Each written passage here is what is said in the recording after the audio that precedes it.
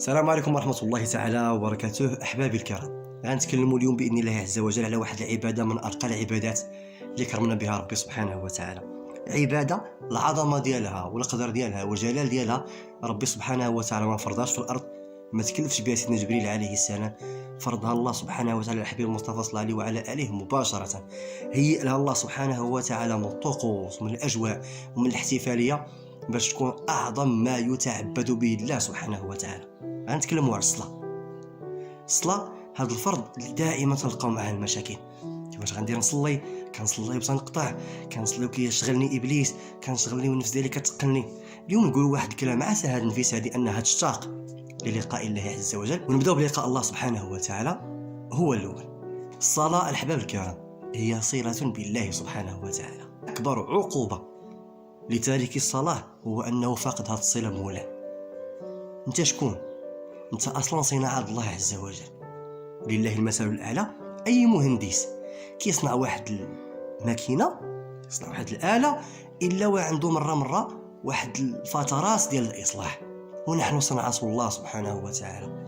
فهذيك الفتره ما بين صلاه وصلاه تنعمروا معاصي والذنوب والغفله على الله عز وجل والهموم والغم، وديك الوقوف بين يدي الله سبحانه وتعالى وديك الصلة بالله عز وجل كيطرى فيها هذا الشيء كامل.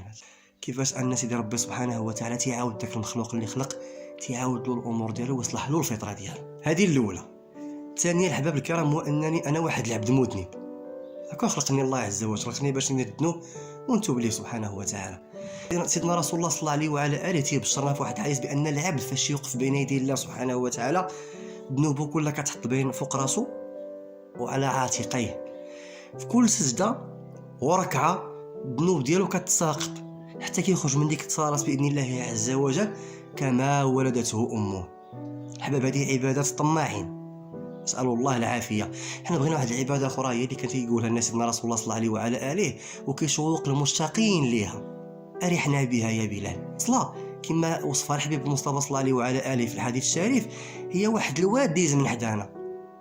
واش اللي كيغتسل من الواد 5 المرات غيبقى عنده شي ذنوب؟ الصلاة الأحباب الكرام هي حي على الفلاح، حي على النجاح، حي على التوفيق، حي على التيسير، حي على المدد مولاي الكريم.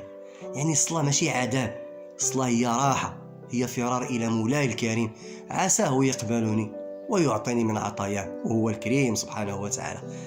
كون مع هاد الناس هادو واسأل الله عز وجل أن يرزقك الثبات وتدوز من الحلاوات ديالها، من ديك المعاناة في تثبيتها إلى العادة، إلى ديك الحالة العظيمة. أرحنا بها يا بلال. السلام عليكم ورحمة الله.